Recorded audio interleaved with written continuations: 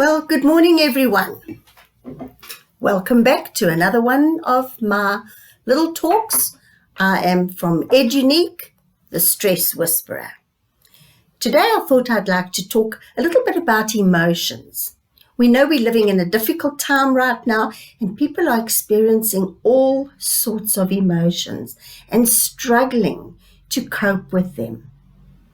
I thought I'd like to introduce the thought that we need to also embrace our emotions. Many of us are scared of emotions.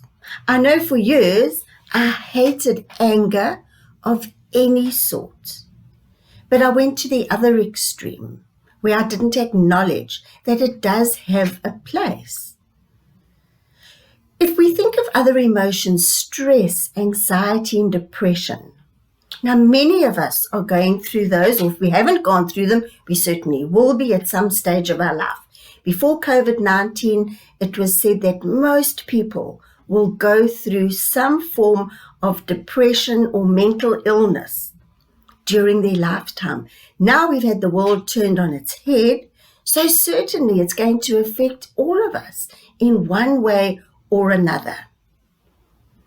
The good news that I have to tell you is that stress, depression, and anxiety does not mean that you're going mad.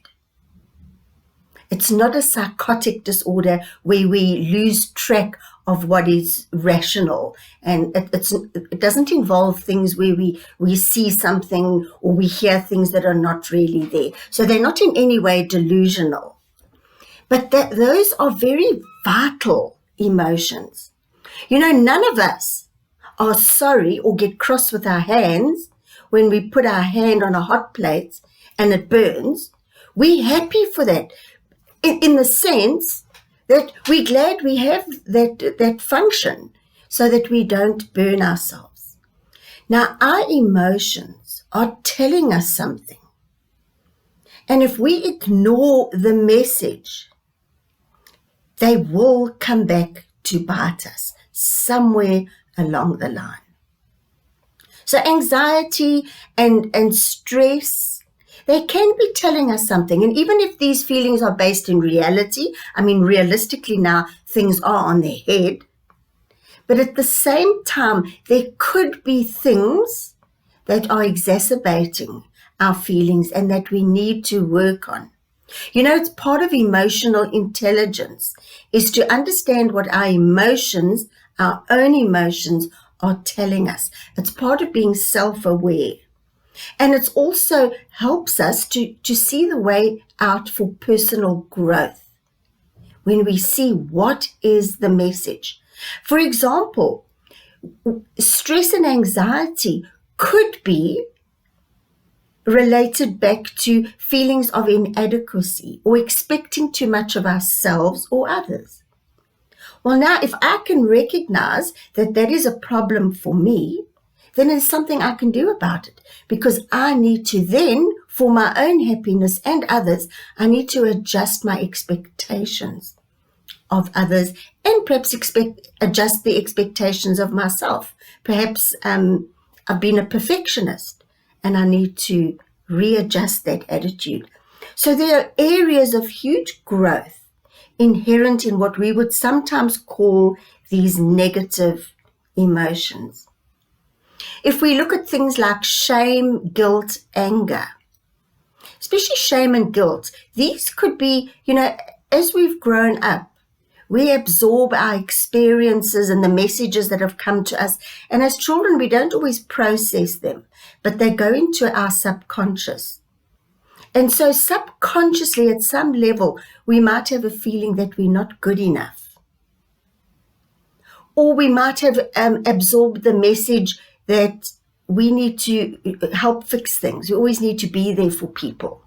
We might have absorbed the message that emotions are wrong, don't express them. Maybe in our families, we were not given the opportunity to express emotions. We were told, maybe we heard messages like, oh, stop crying, be grateful for what you've got. Don't complain about those shoes, because I was told, I will take you to the hospital and I'll show you people who haven't got any shoes. So sometimes we were ridiculed for having specific emotions instead of learning to understand them. And so we might grow up with an over-exaggerated sense of guilt because we can't fulfill everybody's needs around us. Now that is a huge area for growth, because basically we've absorbed the wrong message, and we need to now get a realistic handle on that emotion. I mean, guilt is there if we've done something wrong. So it's there to correct us. But then it's something that if we keep on feeling guilty and we're always governed by guilt, we can never get rid of the past. And it's a useless emotion. It keeps us trapped, will prevent us moving forward. So we need to look at what are the emotions that we are feeling right now. What is the message in them? What are they telling us? Because they have a vital message. Something is wrong, something is not working, and they show up areas in our life where there needs to be growth. So I hope that message is interesting and perhaps is food for thought, because we all have work to do. Personal growth is an ongoing journey.